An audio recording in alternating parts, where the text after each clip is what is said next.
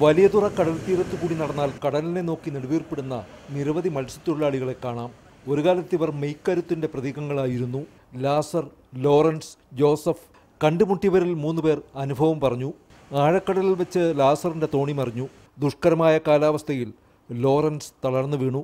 ഹൃദയാഘാതത്തെ തുടർന്ന് ജോസഫ് കരയിലിരിക്കുന്നു. ഭയങ്കരമായ കാറ്റും മഴയൊക്കെ വന്നപ്പോൾ ഞങ്ങൾക്ക് കരയ്ക്ക് വരാനുള്ള സാധ്യതയില്ല. ഒന്നും ചെയ്യാൻ പറ്റൂലാത്ത കണ്ടീഷനായിരുന്നു. എങ്ങനെയോ ഓടി കരയ്ക്ക് നീന്തി വന്നു. ഇല്ല, മഞ്ചി തന്നെ ഓടി, ഒരു ഇഞ്ചിനിൽ ഓടി പതുക്കെ കരയ്ക്ക് വന്നു. ഞാൻ ചാളത്തടി തള്ളുമ്പോൾ 10-15 വർഷത്തിന് മുമ്പേ തിര അടിച്ച് ഇവിടെ എല്ലാം ചെതറി 18 സ്വിച്ച് ഉണ്ടായിരുന്നു. കടലിൽ വെച്ച് അറ്റാക്ക് ഉണ്ടായി. എന്തെങ്കിലും സഹായം കിട്ടിയിട്ടുണ്ടോ? ഒരു സഹായമില്ല.